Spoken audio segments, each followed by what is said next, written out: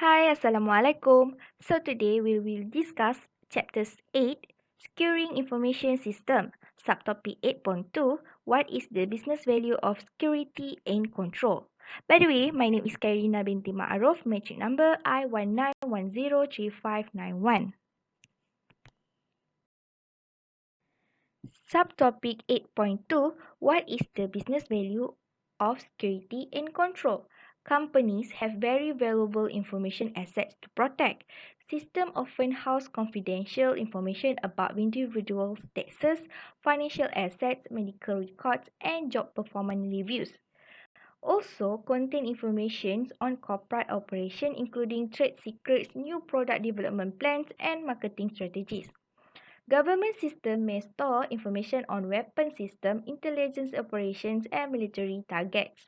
These information assets have tremendous value and the repercussions can be devastating if they are lost, destroyed, or placed in the wrong hands.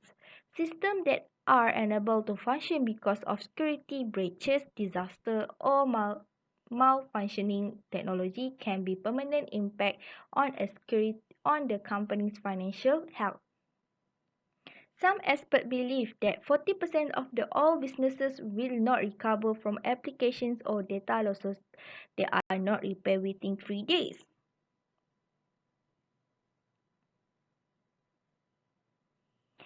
Inadequate security and control may result in serious legal liability. Businesses must protect not only their own information assets but also those of customers, employees, and business partners. Failure to do so may open the firm to costly litigations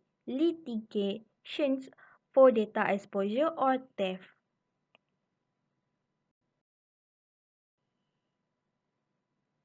Legal and regulatory requirements for electronic records and management. US government regulations are forcing companies to take security and control more seriously by mandating the protections of data from abuse, exposure, and unauthorized access. Firms face new legal obligations for the retention and storage of electronic records as well as for privacy protections. In the healthcare industry will need to comply with the Health Insurance Portability and Accountability Act HIPAA of 1996. HIPAA outlines medical securities and privacy rules and procedures for simplifying the administrations of healthcare billing and automating the transfer of healthcare data between healthcare providers, payers, and plans.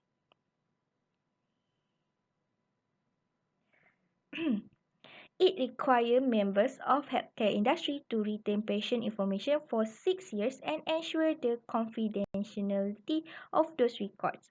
It specifies privacy, security, and electronic transaction standards for healthcare providers handling patient information, providing penalties for breaches of medical privacy, disclosure of patient records by email, or unauthorized network accesses.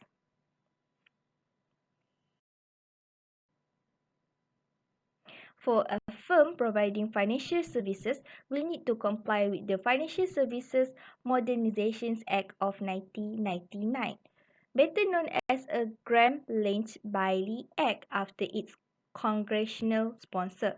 This act requires financial institutions to ensure the security and confidentiality of customer data.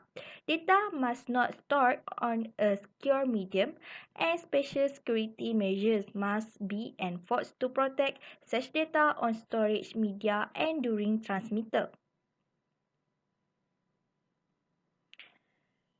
In a publicly traded company will need to comply with the Public Company Accounting Reform and Investor Protection Act of 2002, better known as the Sarbanes-Oxley Act after its sponsor Senator Paul Sarbanes of Maryland and Representative Michael Oxley of Ohio. This act was designed to protect investors after the financial scandals at Enron, WorldCom, and other public companies.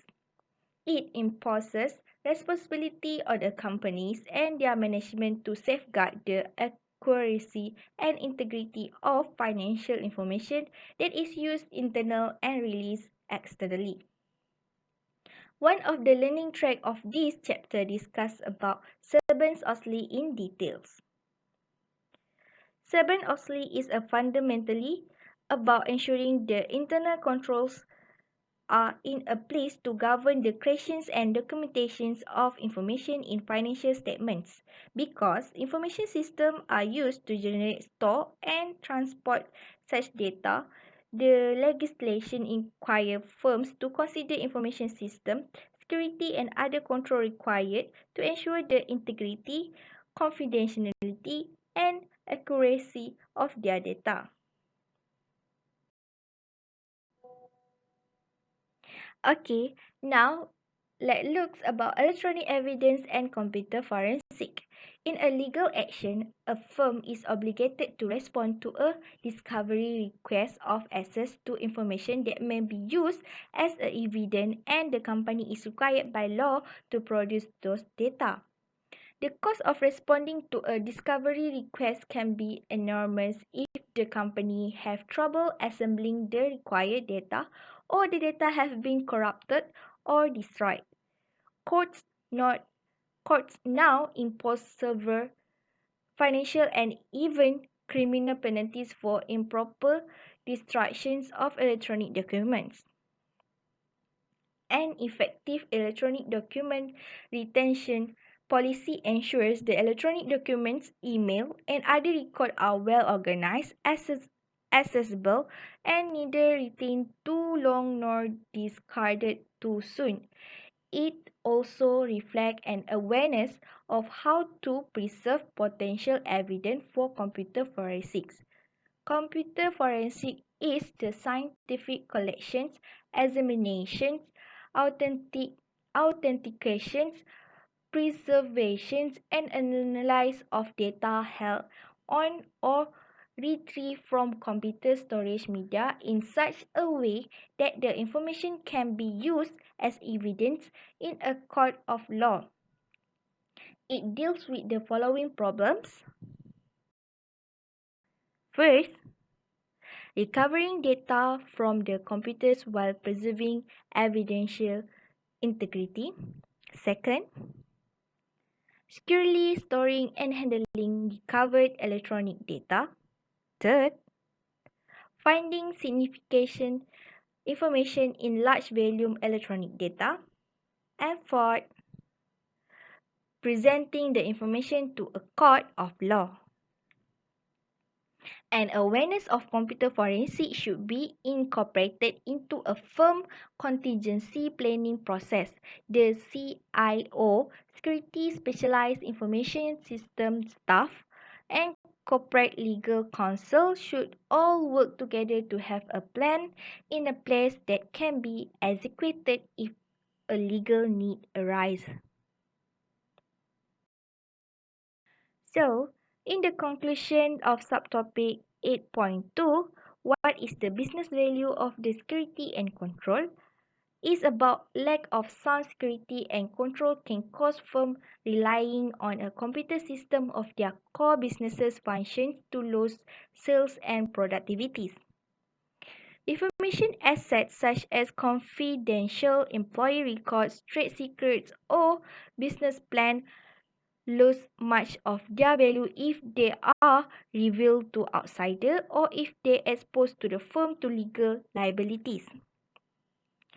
Laws such as HIPAA, the Sarbanes-Oxley Act, and the Graham-Lynch-Bailey Act require companies to practice stringent electronic records management and adherence to strict standards for security, privacy, and control.